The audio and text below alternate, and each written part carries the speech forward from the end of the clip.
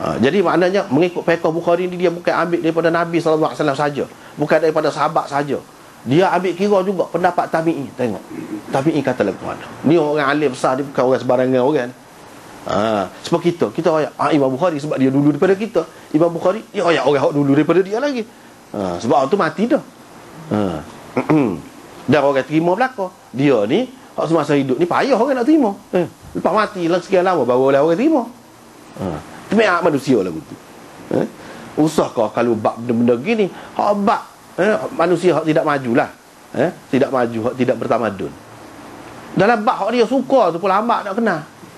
Dalam bab hak suka tu hiburan kau hak memang pandai sungguh. Mati baru dia nilai, baru dia pui. Tan Sri Piramli tu misalnya. Masa hidup tak erti menilai. Itu masyarakat tak maju. Kalau masyarakat maju, dia boleh menilai. Itu hak dia berakhir tu. Hak masyarakat berakhir belakang tu. Apatah lagi kalau hak jauh daripada hak dia faham, jauh daripada jangkauan dia, kalah dia tak erti menilai. Kalah tak erti menilai. Dah hak tak erti menilai ni pun masalah juga. Orang-orang cerdik dia nanti tengok. Hak luar-luar, hak maju ni nanti tengok. Kita ni erti menilai kan tidak? Tak erti. Tak erti. Dia pun suka. Lambat lagi dia pun ni. Puak-puak kolut ni. Puak-puak ketinggalan mundur ni. Kadang-kadang kita menilai lagu lain, dia nilai lagu lain. Dia nilai lagu lain. Itulah. Itu hak dunia lah, hak dunia. Tak apalah. Imam Bukhari wak mari hak Atta' ni. Atta' kata tak apa. Jadi rambut bini kita panjang, kita nak buat benda, nak jahit baju, boleh ke tidak? Lepas tu baju tu kita pakai buat sembahyang. Tak apa, Atta' kata. Sebab apa orang tu? Tapi Imam Abu Hanifah dia kata suci juga. Rambut tu dah hak lain-lain suci. Tetapi suci pun bukan bermakna boleh dibuat tali. Bukan bermakna boleh dibuat benar. Itu tidak sesuai dengan kedudukan orang tu. Tuhan memuliakan manusia, jadi nampak muliakan manusia tu kalau buat gitu. Dia kata tak boleh. Tak boleh nak benar, nak buat tali timur tak boleh. Tapi Atta' kata tak apa.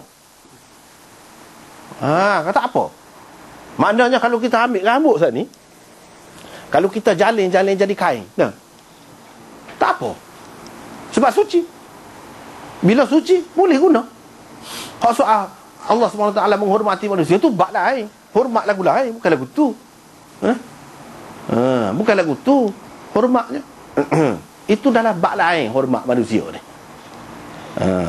Bukan hak ni.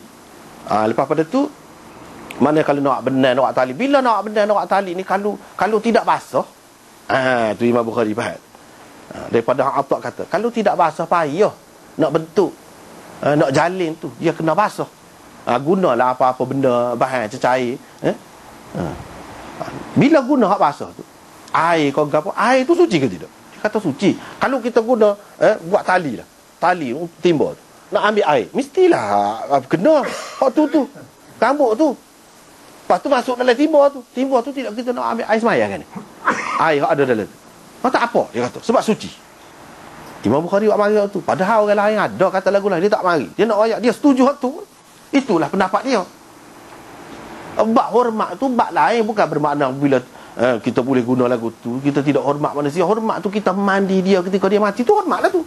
Itu tanda memuliakan. Hak Nabi buat lagu mana? Kita hormat dah tu. Kita gosok kokoh dia walaupun dia mati dah. Tidak kata dia mati dah ni, gosok derah pun tak apa. Dah. Semua kata kena berlembu dengan orang mati. Itu maknanya kita hormat kepada dia. Bukan bermakna hormat kepada dia tak boleh nak guna. Itu pecahan masalah. Lagi masalah lagi kalau orang tu nak pakai rambut.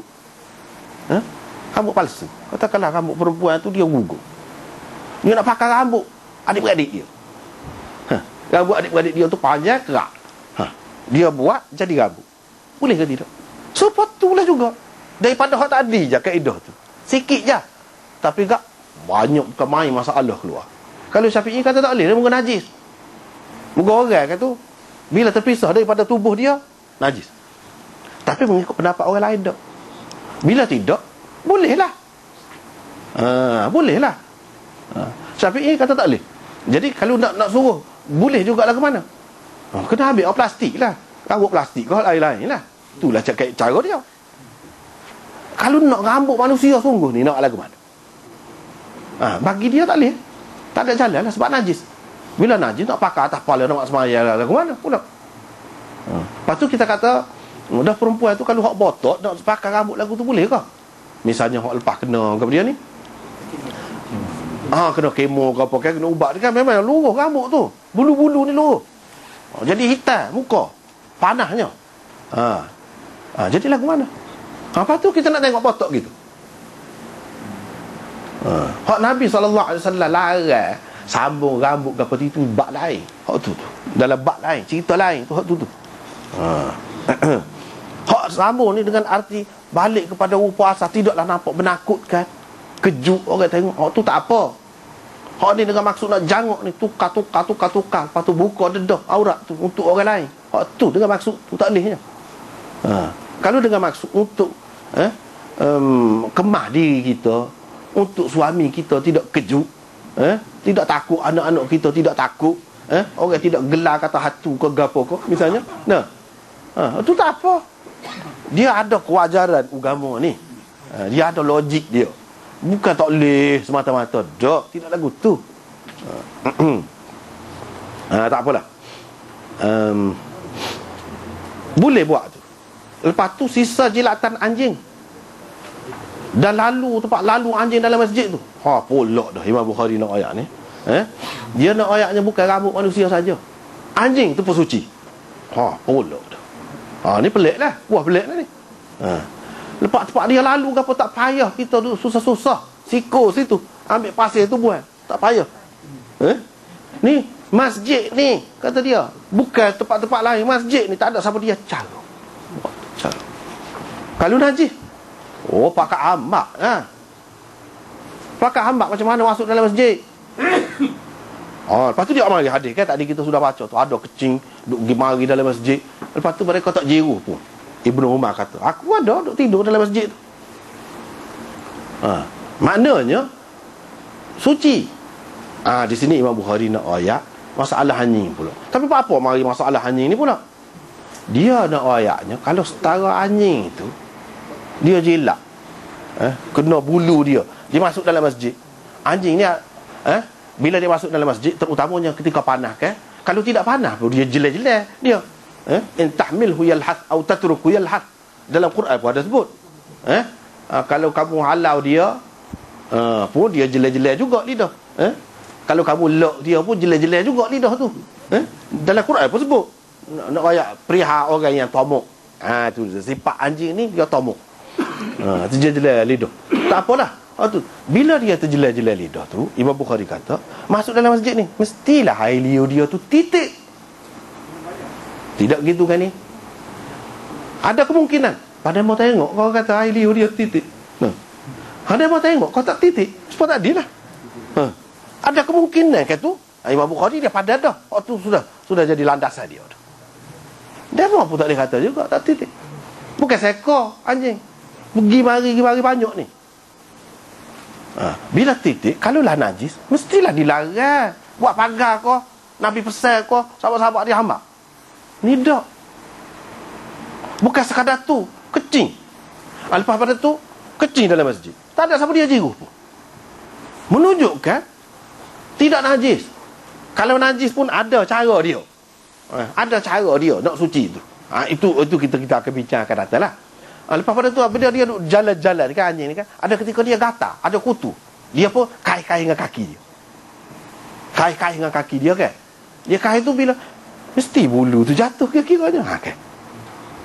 Tu waktu situ Imam Bukhari nak. Bila dia kai tu bulu jatuh. Takkan kai ni bulu tak jatuh, garu. Nyada tu kemungkinan besar jatuh. Lepas tu dia mau tengok kau jatuh tu. Dia baru kata pula, dak lah, tak tengok pun masalah dia garu tu mesti. Cuba tengok anjing. Dia akan bergaru. Bila garu dalam masjid dia akan jatuh. Kalaulah najis, tentu Nabi SAW suruh cari bulu tu. Buat. Tak ada. Mana ada dalil? Tak ada. Ini semua menunjukkan boleh. Kalau bulu anjing itu, yang dalam Quran ada ketikanya sebut tak boleh, pun suci. Bulu manusia, takkanlah mu nak kata tak suci. Mana lebih manusia dengan anjing?